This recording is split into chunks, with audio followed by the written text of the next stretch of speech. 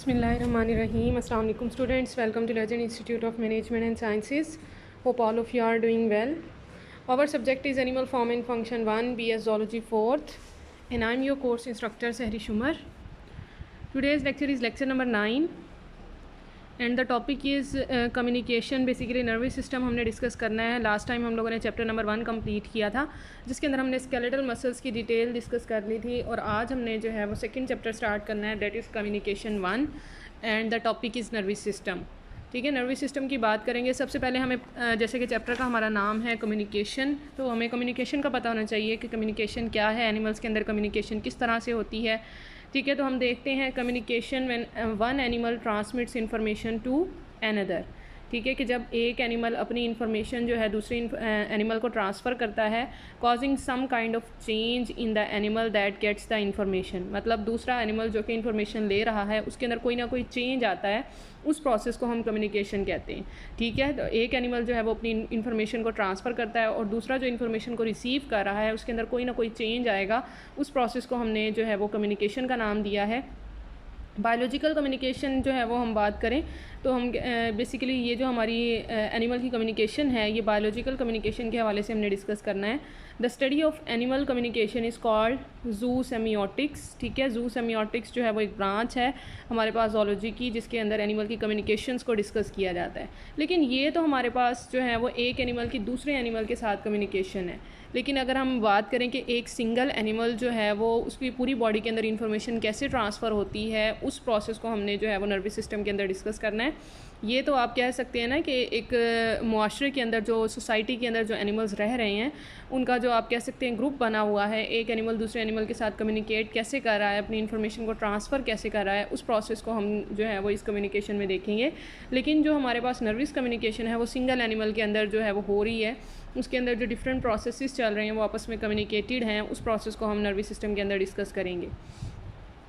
ठीक है, तो ये जो हमारे पास कम्युनिकेशन होगी जिसके अंदर एक एनिमल के अंदर कम्युनिकेशन हो रही है, that is called neuronal communication, जो कि बेसिकली इलेक्ट्रिक सिग्नल की ट्रांसमिशन की बेस पर होती है. ठीक है, इलेक्ट्रिक सिग्नल इम्पल्स की सूरत में ट्रांसफ़र होते हैं और ये न्यूरोनल कम्युनिकेशन है. जबकि हार्मोनल कम्युनिकेशन दूसरी तरह की कम्युनिकेशन है हमारे पास, जिसमें जो है वो हार्मोन्स रिलीज़ होते हैं और एक जगह से रिलीज़ होकर दूसरी जगह पर जाकर एक्ट कर रहे होते हैं, दैट इज़ हार्मोनल कम्युनिकेशन. ठीक है, ये जो हार्मोनल कम्युनिकेशन है ये बेसिकली प्रोलॉन्ग्ड रिस्पांस शो करती है. ठीक है, कि इसका रिस्पांस जो है वो प्रोलॉन्ग्ड होता है, जबकि न्यूरोनल कम्युनिकेशन का रिस्पांस जो है वो शॉर्ट टर्म होता है. ठीक है, तो आज हमने जो इस चैप्टर में डिस्कस करना है दैट इज़ न्यूरोनल कम्युनिकेशन. अब इससे पहले हमें न्यूरोनल कम्युनिकेशन को हम स्टार्ट करें, हमें सबसे पहले पता होना चाहिए व्हाट इज़ न्यूरॉन. ठीक है, आप पढ़ते आ रहे हैं न्यूरॉन क्या है. ठीक है, आप डिफ़ाइन करते हैं कि न्यूरॉन बेसिकली जो है वो स्ट्रक्चरल एंड फंक्शनल यूनिट है नर्वस सिस्टम का. ठीक है, जिसे आप डिफ़ाइन करते हैं the structural and functional unit of the nervous system is called neuron. ठीक है, स्ट्रक्चरल और फंक्शनल मतलब ना सिर्फ ये ब्रेन का या हमारे नर्वस सिस्टम का स्ट्रक्चर बना रहा होता है बल्कि साथ साथ ये फंक्शन भी कर रहा है. So it is called as structural and functional unit. ठीक है, और ये बेसिकली डिफरेंट जो है वो सिग्नल प्रोड्यूस करता है जो कि एनिमल की कम्युनिकेशन में शॉर्ट और लॉन्ग डिस्टेंसेस में जो उसको कम्युनिकेशन में हेल्प कर रहे होते हैं. ठीक है, और ये जो न्यूरॉन है ये एक पार्ट से इंफॉर्मेशन लेते हैं और दूसरे पार्ट पर जो है वो पहुंचाते हैं. और इनके अंदर दो तरह की आप कह सकते हैं खसूसियात या इनके अंदर दो तरह के फ़ीचर्स होने चाहिए. एक तो ये कि ये एक्साइटेबल होने चाहिए, एक्साइटेबिलिटी होनी चाहिए इसके अंदर, और सेकंड इनके अंदर कंडक्टिविटी होती है. ठीक है, एक्साइटेबिलिटी एंड कंडक्टिविटी. एक्साइटेबिलिटी ये है कि कोई भी इनके अंदर जो है स्टिमुलस जब इनको जनरेट किया जाता है तो ये इसको रिस्पॉन्ड करते हैं. ठीक है, the ability to respond to stimulus is called excitability. The ability to conduct a signal is called conductivity. ठीक है, तो इनके अंदर दोनों तरह के प्रोसेस हैं. ये एक्साइटेबल भी हैं मतलब रिस्पॉन्ड करते हैं स्टिमुलाई को और कंडक्ट भी करते हैं सिग्नल को. ठीक हो गया. अब हमने ये तो डेफिनेशन कर ली न्यूरॉन्स की. नेक्स्ट हम जो है फंक्शनल टाइप ऑफ न्यूरॉन्स देखेंगे.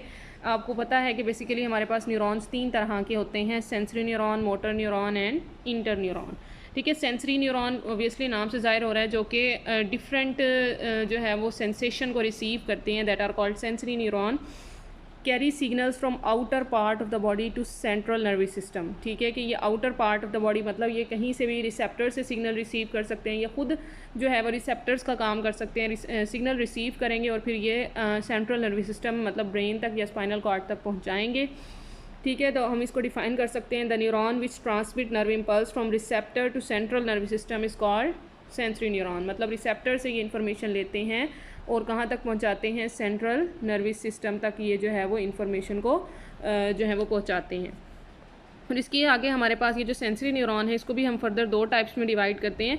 एक होते हैं हमारे पास रिसेप्टर सेंसरी न्यूरॉन, ठीक है, जैसे मैंने आपको पहले बताया कि कुछ सेंसरी न्यूरॉन ऐसे हैं जो इटसेल्फ जो है वो रिसेप्टर का काम करें। Some sensory neuron itself act as a receptor, तो उनको हम रिसेप्टर सेंसरी न्यूरॉन कहते हैं, ठीक है, और ये स्टिमुलाई को डायरेक्टली रिसीव करते हैं। जबकि दूसरे हमारे पास अफेक्टर सेंसरी न्यूरॉन्स होते हैं जो क्या करते हैं, बेसिकली तब एक्टिवेट होते हैं जब रिसेप्टर्स उनको एक्टिवेट करते हैं। मतलब वो कि मतलब इससे आप ये अंदाज़ा लगा सकते हैं कि वो खुद जो है वो रिसेप्टर्स का काम नहीं कर रहे, बल्कि रिसेप्टर से इन्फॉर्मेशन लेकर जो है वो उसको सेंट्रल नर्वस सिस्टम तक पहुंचाते हैं। तो यहाँ पर आपने याद रखना है कि सेंट्रल नर्वस ये जो हमारे सेंसरी न्यूरॉन है इसकी 2 टाइप्स हैं। एक वो है जो कि इटसेल्फ जो है वो रिसेप्टर का काम कर रहे हैं और इन्फॉर्मेशन डायरेक्टली रिसीव कर रहे हैं, जबकि सेकेंडली हमारे पास वो न्यूरॉन्स हैं जो कि रिसेप्टर से इस इन्फॉर्मेशन लेते हैं और फिर सेंट्रल नर्वस सिस्टम तक पहुंचाते हैं। ठीक हो गया बेटा। तो अब हमारे पास इन्वायरमेंट के अंदर ओबियसली आपको पता है बहुत सारे स्टिमुलस होते हैं एक्सटर्नल और इंटरनल इन्वायरमेंट के अंदर, तो ये सारे के सारे जो हैं वो रिसीव करते हैं उन स्टिमुलस को और फिर उसको प्रोसेस करके जो है वो सेंट्रल नर्वस सिस्टम पर पहुंचाते हैं। अब मोटर न्यूरॉन्स क्या होते हैं, बेसिकली ये क्या काम करते हैं, carry signals from central nervous system to outer parts of the body. देखिए यहाँ पर आपको ये सेंसरी न्यूरॉन दिखाया गया है जो कि डेंड्राइट्स के थ्रू इन्फॉर्मेशन को रिसीव करता है रिसेप्टर से और इसको पहुँचा देता है सेंट्रल नर्वस सिस्टम के पास। और जबकि मोटर न्यूरॉन क्या काम करता है, motor neuron central nervous system से इन्फॉर्मेशन लेकर outer parts of the body को पहुंचा रहा होता है। और ये जो सेंट्रल रीजन है ये बेसिकली सेंट्रल नर्वस सिस्टम होता है। मतलब ये जो इंटर न्यूरॉन पाया जा रहा है ये सेंट्रल नर्वस सिस्टम में पाया जाता है, या तो ये ब्रेन में होते हैं या फिर ये स्पाइनल कॉर्ड में पाए जाते हैं इंटर न्यूरॉन, ठीक है, ब्रेन और स्पाइनल कॉर्ड के अंदर ये मौजूद होते हैं। तो ठीक हो गया। अब हमने कहा सेंसरी न्यूरॉन रिसेप्टर से इन्फॉर्मेशन को रिसीव करके सेंट्रल नर्वस सिस्टम मतलब ब्रेन या स्पाइनल कॉर्ड को तक पहुंचाते हैं जिसके अंदर इंटर न्यूरॉन पाए जाते हैं, और फिर वही इंटर न्यूरॉन जो है वो मैसेज मोटर न्यूरॉन को देते हैं। मोटर न्यूरॉन उस मैसेज को लेकर बाहर के outer parts of the body तक पहुंचाता है। ठीक हो गया। तो इंटर न्यूरॉन जो है वो connect various neurons within the brain and spinal cord. अगर हम इंटर न्यूरॉन को डिफाइन करें, the neuron which form the integrating centre are called inter neuron. Integrating centre जैसे ही मैंने आपको बताया कि ये ब्रेन और स्पाइनल कॉर्ड में है, तो बेसिकली ये इंटीग्रेटिंग सेंटर्स बना रहे हैं। They receive signal from sensory neuron and transmit them to the motor neuron. ठीक है कि ये सेंसरी न्यूरॉन से इन्फॉर्मेशन लेते हैं और मोटर न्यूरॉन्स को पहुंचा देते हैं। और मोटर न्यूरॉन क्या काम करते हैं, the neuron which transmits the nerve impulse to the effectors are called motor neuron. ठीक है कि ये मोटर न्यूरॉन जो है वो मैसेज लेते हैं इंटर न्यूरॉन से और पहुंचा देते हैं अफेक्टर्स तक। The affectors show response, effector में भी मसल्स और ग्लैंड। ठीक है, जो मोटर न्यूरॉन है उनका काम जो है वो अफेक्टर्स तक मैसेज पहुंचाना है। अफेक्टर वो ऑर्गन्स होते हैं जो कि रिस्पॉन्स शो करते हैं। अफेक्टर 2 तरह के हो सकते हैं, या तो ग्लैंड्स होंगे या फिर मसल्स होंगे। तो ओबियसली ग्लैंड्स होंगे तो वो कोई ना कोई हार्मोन सिक्रीट करेंगे, और अगर मसल्स होंगे तो जैसे ही उनके पास मैसेज आएगा तो वो कंट्रैक्शन स्टार्ट कर देंगे। तो ये 2 तरह के हमारे पास अफेक्टर होते हैं, अफेक्टर्स में भी मसल्स और glands. Muscles show response by contraction and the gland show response by secretions. ठीक हो गया बेटा। तो ये हमारे पास 3 टाइप्स हो गई, functional types of neurons. Next हम जो है वो जनरलाइज्ड पाथवे देख लेते हैं जो कि नर्वस सिस्टम के अंदर चल रहा होता है। इंफॉर्मेशन जो रिसीव हो रही है जो है वो प्रोसेसिंग हो रही है। इनपुट स्टिमुलस मतलब कोई भी स्टिमुलस आया है जिसको रिसेप्टर ने रिसीव किया है, रिसेप्टर सेंसरी न्यूरॉन या फिर उसको सेंसरी न्यूरॉन डायरेक्टली रिसीव कर सकता है। वो इन्फॉर्मेशन इंटर न्यूरॉन के पास जाती है, इंटर न्यूरॉन उसे जो है वो मोटर न्यूरॉन तक पहुंचाता है। और आपको बताया कि inter neuron central nervous system में पाए जा रहे हैं। इट मीन कि अब वो इन्फॉर्मेशन मोटर न्यूरॉन तक आएगी और मोटर न्यूरॉन अपनी इन्फॉर्मेशन अफेक्टर्स तक भेजेगा। अफेक्टर्स जो हैं वो कोई ना कोई ग्लैंड्स होंगे या फिर मसल्स होंगे, और वो कोई ना कोई रिस्पॉन्स शो करेंगे। अगर मसल्स होंगे तो वो कंट्रैक्शन शो करेंगे, और अगर वो ग्लैंड्स हैं तो कोई ना कोई हार्मोन रिलीज़ करेंगे। ठीक हो गया बेटा। तो ये जनरल जो है वो पाथवे हो गया सेंट्रल जो है वो इंफॉर्मेशन रिसीव और प्रोसेस करने का। नेक्स्ट हमने स्ट्रक्चर ऑफ न्यूरॉन की बात करनी है। न्यूरॉन्स को हमने कहा कि इसके जो है वो ये स्ट्रक्चरल और फंक्शनल यूनिट है नर्वस सिस्टम का। अगर हम इसका स्ट्रक्चर देखें तो इसके अंदर हमें 3 बेसिक पार्ट्स इसके नज़र आते हैं। एक है हमारे पास cell body, second one is dendrite. ठीक है, ये डेंड्राइट्स आपको नज़र आ रहे हैं, and the third one is axon. ठीक हो गया। Cell body, dendrites and axon are the basic part या फिर प्रिंसिपल पार्ट्स होते हैं न्यूरॉन के। डेंड्राइट्स का काम क्या है? Receives messages. ठीक है कि ये फाइबर नुमा स्ट्रक्चर्स होते हैं जो कि रिसेप्टर से मैसेज को रिसीव करते हैं या फिर डायरेक्टली भी मैसेज को रिसीव कर सकते हैं। ठीक है। सेल अगर डेंड्राइट्स हम डिफ़ाइन करें, these are the extensions of the cell body which conduct signals towards the cell body. ठीक है कि ये एक्सटेंशंस है सेल बॉडी की जो कि मैसेज को towards the cell body conduct कर रही होती हैं। The motor neuron has many short thread like dendrites. ठीक है। मोटर न्यूरॉन्स के अंदर अगर हम बात करें तो उनके अंदर बहुत शॉर्ट से जो है वो थ्रेड लाइक डेंड्राइट्स होते हैं। नेक्स्ट हम सेल बॉडी की बात करें, बायोकेमिकल मशीनरी है जो कि सिग्नल्स को सेंड करती है एक्सोन की तरफ। ठीक है। बायोकेमिकल मशीनरी है जो कि सिग्नल्स को कंडक्ट करती है सेल बॉडी से एक्सोन की तरफ, और ये जो एक्सोन है वो रिलेटिवली लॉन्ग भी हो सकता है, सिलेंड्रिकल भी हो सकता है। ठीक है। और सेल बॉडी के अंदर जो है वो लार्ज सेंट्रल न्यूक्लियस भी पाया जाता है, आपको नज़र आ रहा है। और एक्सोन की बात करें, axon transmits messages divides to axon terminal. ठीक है कि ये एंड पर आकर जो है वो डिवाइड हो जाता है, एक्सोन टर्मिनल जिसे हम कहते हैं। ठीक है। और ये इसके अलावा इनके अंदर माइलिन शीथ पाई जाती है। The laminated lipid sheath around the neuron is called myelin. Laminated lipid sheath है। लेमिनेटेड मतलब कि जो ये जो है वो कम्प्लीटली लिपिड से कवर हुए होते हैं neuron. Around the neuron is called myelin. It covers axons of the neuron. ठीक है। स्पेसिफिकली ये एक्सोन को कवर करते हैं। Some time it also covers the dendrite. Mainly जो है वो ये एक्सोन की कवरिंग कर रहे होते हैं, लेकिन ये डेंड्राइट्स को भी कवर कर सकते हैं। The neurons of hydra and C anemone don't have myelin sheath. कि यहाँ पर एक्सेप्शन है कि जो माइलिन शीथ है वो हाइड्रा और सी एनिमोन के अंदर मौजूद नहीं होती, लेकिन बाकी जितने भी वर्टिब्रेट और इनवर्टिब्रेट्स रह जाते हैं उन सब के अंदर जो है वो माइलिन शीथ पाई जाती है। ठीक हो गया। और इसके अलावा ये जो माइलिन शीथ है ये शिवान सेल से मिलकर बनी होती है। ठीक है। शिवान सेल्स जो हैं ये माइलिन शीथ बना रहे होते हैं, और ये जो माइलिन शीथ है ये कंटिन्यूस नहीं होती, बल्कि गैप्स की सूरत में जो है वो नोड्स ऑफ रेनवेयर जिसे हम कहते हैं, ये जो आपको नोड्स नज़र आ रहे हैं इनको हम नोड्स ऑफ रेनवेयर बोलते हैं, या फिर न्यूरोफिब्रिल नोड भी बोलते हैं। कि इस तरह से ये जो है माइलिन शीथ नोड्स की सूरत में कवर हुई होती है एक्सोन के ऊपर। ठीक है। और ये जो हमारे पास नोड्स बन रहे हैं ये बहुत ज़्यादा ज़रूरी हैं। ठीक है। ये ट्रांसमिशन ऑफ इम्पल्स में बहुत ज़्यादा ज़रूरी है कि जंपिंग एक्शन प्रोड्यूस होता है। ठीक है। जिसकी वजह से हम जो है वो माइलिन शीथ को इस तरह से कवर किए होते हैं। नर्व्स की बात करें, made up of many neurons. ठीक है। नर्व्स बेसिकली न्यूरॉन्स की एक्युमुलेशन को कहते हैं। ठीक है। अब हमारा जो नर्वस सिस्टम है अगर हम उसको न्यूरॉन से कंपेयर करें, नर्वस सिस्टम का काम है कि वो डाटा या इनपुट मैसेज को रिसीव करता है, उसको इंटीग्रेट करता है और फिर कोई ना कोई आउटपुट रिस्पांस जनरेट करता है। जबकि हमारा जो आप कह सकते हैं न्यूरॉन है उसके जो डेंड्राइट हैं वो रिसेप्टर का काम करते हैं, सेल बॉडी जो है वो इंटीग्रेटर का काम करती है, और जो उसके एंड्स हैं एक्सोन है वो एज अफेक्टर का काम करते हैं। इट मीन कि नर्वस सिस्टम और न्यूरॉन आपस में बहुत ज़्यादा कंपेरेबल हैं, कंपेरिजन उनका हम कर सकते हैं कि एक दूसरे से उनका फंक्शन मिलता जुलता है। ठीक है। डेंड्राइट्स का काम क्या है? रिसीव करना इन्फॉर्मेशन को। सेल बॉडी का काम है इंटीग्रेट करना, उसकी प्रोसेसिंग करना, और जो एक्सोन है उसका काम है उसको सेंड करना अफेक्टर के पास। ठीक है। बिल्कुल इसी तरह से हमारा नर्वस सिस्टम भी यही काम करता है कि पहले इन्फॉर्मेशन को रिसीव करता है, उसको प्रोसेस करता है, इंटीग्रेट करता है, देन उसको जो है वो आउटपुट रिस्पॉन्स जनरेट करता है। ठीक हो गया बेटा। तो ये स्ट्रक्चर ऑफ न्यूरॉन है। नेक्स्ट हमने नर्व इम्पल्स की बात करनी है। What is nerve impulse? ठीक है। हम कहते हैं कि the language of neuron is called nerve impulse और एक्शन पोटेंशियल। मतलब न्यूरॉन जिस सूरत में काम कर रहा होता है उसका जो सिग्नल जनरेट हो रहा होता है उस प्रोसेस को हम नर्व इम्पल्स कहते हैं। The plasma membrane of neuron and its properties play a key role in the transmission of nerve impulse. कि प्लाज्मा मेम्ब्रेन जो है वो बहुत ज़्यादा इंपॉर्टेंट रोल प्ले करती है। किसकी प्लाज्मा मेम्ब्रेन? न्यूरॉन की प्लाज्मा मेम्ब्रेन। ओबियसली न्यूरॉन जो बना है उसकी भी आउटर लेयर जो है वो प्लाज्मा मेम्ब्रेन कहलाती है। तो प्लाज्मा मेम्ब्रेन की आप लोगों ने जो है वो प्रॉपर्टीज़ पढ़ी हुई हैं, उसके कैरेक्टरिस्टिक्स आपने पढ़े हुए हैं, उसकी बेस पर हम कहते हैं कि प्लाज्मा मेम्ब्रेन बहुत ज़्यादा इंपॉर्टेंट रोल प्ले कर रही होती है ट्रांसमिशन ऑफ नर्व इम्पल्स में। अगर हम डेफिनेशन देखें, change in membrane permeability. Permeability कहते हैं कि जो हमारे पास उसके अंदर जो ट्रांसफ़र हो रहा है मटेरियल का, पॉजिटिव और नेगेटिव आइंस जो हैं वो इनसाइड आउटसाइड ट्रांसफ़र हो रहे हैं, वो चेंज हो जाता है। And the movement of ions along the plasma membrane of dendrites, cell body and axon of each neuron are called nerve impulse. ठीक है। कि मेम्ब्रेन की परमिएबिलिटी चेंज हो जाती है और आइंस जो हैं वो प्लाज्मा मेम्ब्रेन के अलोंग मूव करना स्टार्ट कर देते हैं, जिसको हम जो है वो मतलब आप कह सकते हैं कि transmission of nerve impulse start हो सकता है।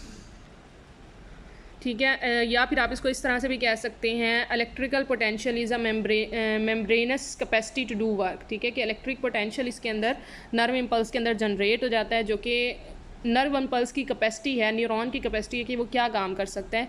या फिर हम इसको इस तरह से भी डिफाइन कर सकते हैं, nerve impulse is a wave of electrical change which travel along the length of the neuron involving chemical reaction and movement of ion across the plasma membrane. ठीक है, कि ये एक वेव है इलेक्ट्रोकेमिकल चेंज की, जो कि पूरी न्यूरॉन की लेंथ के अलोंग जो है वो ट्रैवल करती है, जिसके अंदर केमिकल्स का भी चेंज हो रहा होता है और आइंस भी एक्सचेंज हो रहे होते हैं प्लाज्मा मेम्ब्रेन के इर्द गिर्द। ठीक हो गया। अब हम नर्व इम्पल्स के अंदर जो है वो हमारे पास दो कैटेगरीज़ हैं। एक हमारी सिचुएशन है प्लाज्मा मेम्ब्रेन की या न्यूरॉन की, जब जो है वो न्यूरॉन रेस्टिंग कंडीशन में होता है, that is called resting membrane potential.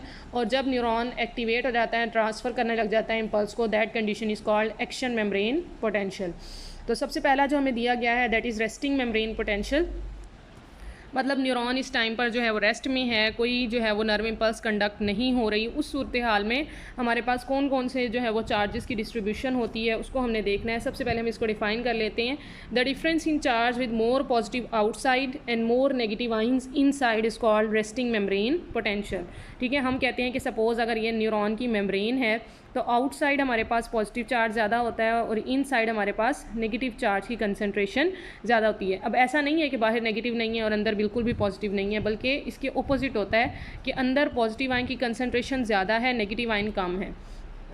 बाहर जो है पॉजिटिव आयन कंसंट्रेशन ज़्यादा है और नेगेटिव आयंस कम है, जबकि अंदर की तरफ नेगेटिव आयन ज़्यादा है और पॉजिटिव आयन की कंसंट्रेशन कम है। ठीक हो गया स्टूडेंट्स, तो ये हम इस तरह से इसको डिफाइन कर रहे हैं। The difference in charge with more positive outside and more negative ions inside is called resting membrane potential. ठीक है, रेस्टिंग जो है वो नाम से जाहिर हो रहा है कि इस दौरान नर्व इम्पल्स कंडक्ट नहीं हो रही और प्लाज्मा मेम्ब्रेन जो है न्यूरॉन की वो पोलराइज है और फ्लूइड जो है उसके अंदर नेगेटिवली चार्ज अंदर की तरफ है और बाहर जो है वो पॉजिटिवली चार्ज है। अब ये जो पॉजिटिव और नेगेटिव चार्ज की डिस्ट्रीब्यूशन है अंदर और बाहर की तरफ, कि बाहर की जो मेम्ब्रेन है वो ज़्यादा पॉजिटिव चार्ज है, अंदर की तरफ जो सिचुएशन है वो ज़्यादा नेगेटिवली चार्ज है। ऐसी सिचुएशन क्यों है, किस वजह से है, तो उसको हमने डिस्कस करना है। इस सूरत हाल में हम कहते हैं neuron is polarized. Difference in electric charge is due to positive and negative ions in fluids और ऑन ईदर साइड, मतलब बाहर की तरफ और अंदर की तरफ जो फ्लूइड है उसमें पॉजिटिव और नेगेटिव आयन की कंसंट्रेशन चेंज हो जाती है। इस वजह से हम कहते हैं कि ये इलेक्ट्रिक चार्ज इस्टेब्लिश होता है। Permeability of plasma membrane of these आइन, ठीक है, कि ये जो आइंस हैं, ये जो पॉजिटिव और नेगेटिव आइंस हैं, इनकी परमेबिलिटी की वजह से ये जो है वो पोटेंशियल इस्टेब्लिश होता है। All cells have a resting membrane potential measured in milli volts -70 milli volt. ठीक है, कि ये हमारे पास जो मेम्ब्रेन का पोटेंशियल है वो तकरीबन -70 मिली वोल्ट्स के तकरीबन जो है वो एग्जिस्ट करता है। यहाँ पर आपको डायग्रामेटिकली दिखाया गया है, देखें ये न्यूरॉन की मेम्ब्रेन है। इसको अगर हम जो है वो देखें इसका जूम करके तो देखें यहाँ पर आपको पॉजिटिव आइंस बाहर की तरफ ज़्यादा नज़र आ रहे हैं और नेगेटिव आइन अंदर की तरफ ज़्यादा नज़र आ रहे हैं। इसका मतलब है कि बाहर कोई पॉजिटिव आइन की कंसंट्रेशन या पॉजिटिव आइंस की कंसंट्रेशन ज़्यादा है और अंदर की तरफ नेगेटिव आइन की कंसंट्रेशन ज़्यादा है। तो हम कहते हैं there is a difference in relative number of positive and negative ions between the inside and outside fluid. ठीक है, plasma membrane has different permeability for these ion, so there is unequal distribution of charges inside and outside. Plasma membrane की permeability change है। Permeability मतलब वो किसी आइन को allow करती है आने के लिए और किसी को कम अलाउ करती है, किसी को ज़्यादा अलाउ करती है, जिसकी वजह से ये परमेबिलिटी एस्टेब्लिश हो रही है। अब यहाँ पर देखें ये आउटर साइड है न्यूरॉन की, तो यहाँ पर आपको सोडियम आयन की कंसंट्रेशन ज़्यादा नज़र आ रही है, जबकि अंदर की तरफ देखें तो अंदर आपको पोटाशियम आयन की कंसंट्रेशन ज़्यादा नज़र आ रही है। इट मीन्स कि बाहर पॉजिटिव चार्ज ज़्यादा है और अंदर नेगेटिवली चार्ज प्रोटीन्स बहुत ज़्यादा होती हैं, जिसकी वजह से यहाँ पर आपको नेगेटिवली चार्ज प्रोटीन्स नज़र आ रही हैं। तो इसलिए हम कहते हैं कि अंदर की तरफ नेगेटिव चार्ज ज़्यादा है और बाहर की तरफ पॉजिटिव चार्ज ज़्यादा है। ठीक है, तो हम कह रहे हैं कि हमारे पास ये जो सोडियम आइंस हैं वो हाईली कंसनट्रेटेड हैं in the fluid outside the plasma membrane. Chloride ions are also present outside the membrane. Chloride ion मतलब जो नेगेटिवली चार्ज आइन है वो भी प्रेजेंट होते हैं आउटसाइड, लेकिन उनकी कंसनट्रेशन कम होती है। जबकि इनसाइड फ्लूइड की बात करें तो वहाँ पर potassium and negatively charged proteins are highly concentrated inside.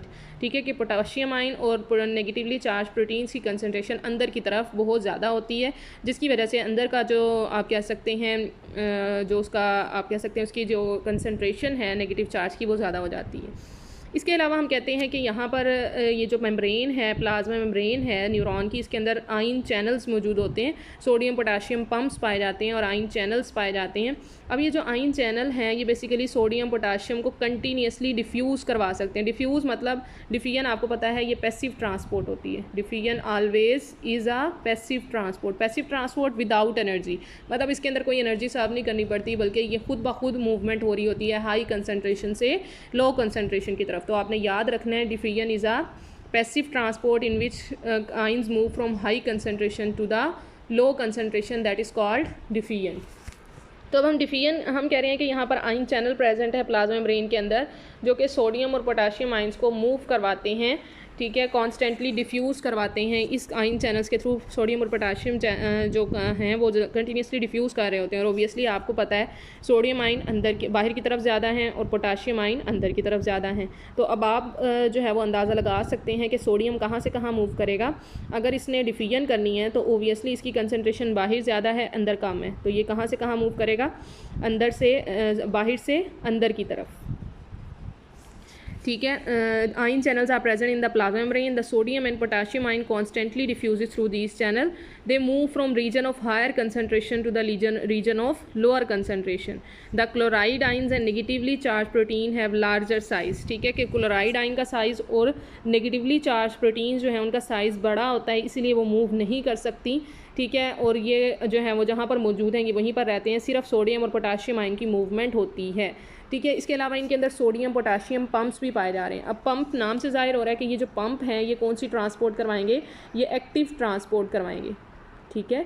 Active transport means कि ऐसी ट्रांसपोर्ट जिसमें एटीपी का यूज़ होगा, इसलिए नाम से भी जाहिर है सोडियम पोटाशियम पंप, या फिर हम इसको एटीपीएस पंप भी बोलते हैं, जो कि एटीपी का इस्तेमाल करके एक्टिव ट्रांसपोर्ट में हेल्प करते हैं सोडियम और पोटाशियम आयन की। सोडियम आयन और पोटाशियम आयन एक्टिव ट्रांसपोर्ट करेंगे तो ओबियसली ये लो कंसनट्रेशन से हाई कंसनट्रेशन की तरफ मूव करेंगे, ऑपोजिट मूवमेंट होगी अगेंस्ट द कंसनट्रेशन ग्रेडियंट। तो आपको ये जो दो ट्रांसपोर्ट हैं इसका मैकेनिज्म आपको पहले से पता होना चाहिए, क्योंकि हमने पहले भी पढ़ा हुआ है कि पैसिव ट्रांसपोर्ट क्या होती है, एक्टिव ट्रांसपोर्ट क्या होती है।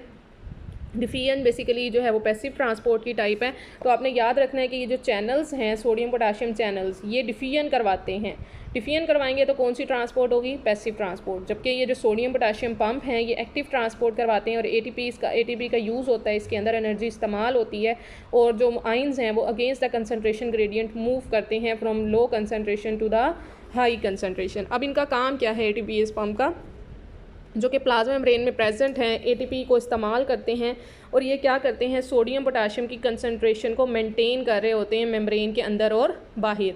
किस तरह से होता है कि जो सोडियम है वो अंदर से बाहर की तरफ मूव करता है, और आपको पता है कि अंदर ऑलरेडी सोडियम की कंसंट्रेशन बहुत कम है, जबकि बाहर कंसंट्रेशन ज़्यादा है। इट मीन कहाँ से कहाँ ट्रांसपोर्ट हो रही है, from low concentration to the high concentration. It mean this is active transport which is takes place through the sodium potassium pump, ठीक है। तो अब हम कह सकते हैं कि सोडियम जो अंदर से बाहर की तरफ मूव कर रहा है, इसीलिए जो है वो बाहर कंसंट्रेशन सोडियम की ज़्यादा हो रही है, और उसी तरह से ये जो पोटाशियम है वो बाहर से अंदर आ रहा है। और आप देख सकते हैं कि बाहर पोटाशियम पहले ही कंसंट्रेशन कम है, जबकि अंदर कंसंट्रेशन उसकी ज़्यादा है। इट मीन्स ये कौन सी ट्रांसपोर्ट हो रही है, एक्टिव ट्रांसपोर्ट हो रही है। तो हम कह सकते हैं the pump actively move sodium ion outside of the cell, it pumps potassium ion inside the cell, ठीक है। It moves 3 sodium ion out for each 2 potassium moves inside, ठीक है, कि इसमें जो है हमारे पास 3 सोडियम जो है वो बाहर की तरफ मूव करते हैं, और उसके नतीजे में 2 पोटाशियम अंदर की तरफ लीक करते हैं, ठीक है स्टूडेंट्स। तो ये आपने बात याद रखनी है कि इसकी ये जो नेगेटिव और पॉजिटिव चार्ज की कंसंट्रेशन एस्टैब्लिश हुई है, कि बाहर जो है वो पॉजिटिव चार्ज है और अंदर नेगेटिव चार्ज एस्टैब्लिश हुआ है, वो किस वजह से है कि पोटाशियम ये जो सोडियम आइंस हैं वो अंदर से बाहर की तरफ मूव कर रहे होते हैं, जिसकी वजह से बाहर पॉजिटिव चार्ज ज़्यादा हो जाता है, और जो पोटाशियम आइंस हैं वो बाहर से अंदर की तरफ मूव कर रहे होते हैं। 3 सोडियम बाहर जाते हैं तो 2 पोटाशियम अंदर आते हैं, जिसकी वजह से अंदर का जो चार्ज है वो नेगेटिव हो जाता है। तो इसीलिए हम कह रहे हैं कि ये हमारे पास इस तरह की जो है वो रेस्टिंग मेम्ब्रेन पोटेंशियल एस्टैब्लिश हो जाता है, ठीक है बेटा। तो इस तरह से हमारा रेस्टिंग मेम्ब्रेन पोटेंशियल एस्टैब्लिश हो जाता है, जिसकी वजह से हम कहते हैं रेस्टिंग मेम्ब्रेन पोटेंशियल बाहर की तरफ जो है वो पॉजिटिव ज़्यादा है और अंदर की तरफ नेगेटिव ज़्यादा है। Both ions leaks back across the plasma membrane, but potassium moves more easily back to the outside it adds to the positive charge there, thus membrane potential is -70 millivolt. ठीक है, कि ये जो सोडियम और potassium move हुए हैं ये दोबारा से लीक बैक भी कर सकते हैं, लेकिन इसमें से लीक बैक ईजिली किसकी हो सकती है? पोटाशियम जो है वो ईजिली बैक जो है वो लीक हो जाता है। किस तरह से लीक होता है? मतलब ये जो अंदर की तरफ आया था ये दोबारा बाहर की तरफ जाना शुरू हो जाता है, जिसकी वजह से आप कह सकते हैं कि बाहर मज़ीद पॉजिटिव चार्ज इस्टेब्लिश हो जाता है, but sodium potassium ion more easily back to the outside, it adds to the positive charge there, thus membrane potential of -70 millivolt is establish. कि जो पोटाशियम मूव कर रहा था जो है वो अंदर से बाहर से अंदर की तरफ, अब दोबारा वो लीक बैक कर रहा है। ठीक है, दोबारा लीक बैक कर रहा है, जिसकी वजह से ओबियसली आपको पता है सोडियम जो पोटाशियम है उसके ऊपर भी पॉजिटिव चार्ज है। इस वजह से दो रीज़न्स हैं कि बाहर जो है वो पॉजिटिव चार्ज इस्टेब्लिश हो रहा है। एक तो ये कि सोडियम भी ज़्यादा है और दूसरा ये पोटाशियम भी लीक बैक कर रहा है, जिसकी वजह से पोटाशियम आयन की कंसनट्रेशन और सोडियम आयन की कंसनट्रेशन की वजह से बाहर जो है वो पॉजिटिव चार्ज इस्टेब्लिश हो जाता है और अंदर जो है वो नेगेटिव चार्ज इस्टेब्लिश हो रहा है। ठीक है, अगर हम इसका मैकेनिज़्म देखें, sodium ions are concentrated outside and potassium ions are concentrated inside, diffusion of ions takes place। ठीक है, डिफ्यूजन हो सकती है। Membrane remain constant due to sodium potassium ATPase pump के, ये जो रेस्टिंग मेम्ब्रेन पोटेंशियल एस्टैब्लिश हुआ है वो बेसिकली सोडियम पोटाशियम पंप की वजह से है। उसमें होता क्या है कि 3 सोडियम आउटसाइड मूव करते हैं जिसकी और 2 पोटाशियम जो है वो इनसाइड आते हैं। The pump work to establish resting membrane potential across the membrane regain potential of -70 millivolt. ठीक है, यहाँ पर आपको दिखाया भी गया है कि ATPase जो पंप है वो सोडियम को बाहर की तरफ पहुँचा रहे हैं और पोटाशियम जो है वो अंदर की तरफ आ रहा है। ठीक है, तो इस वजह से हमारे पास जो है वो कंसंट्रेशन एस्टेब्लिश हो जाती है। इसके अलावा डिफ्यूजन जो है वो पैसिव ट्रांसपोर्ट है, उसको हम जो है वो एक्शन मेम्ब्रेन पोटेंशियल में देखेंगे। ठीक हो गया बेटा, तो यहाँ तक ये जो है वो रेस्टिंग मेम्ब्रेन पोटेंशियल था नर्व इम्पल्स का। होप्स वो आपको अच्छे से समझ आ गया होगा।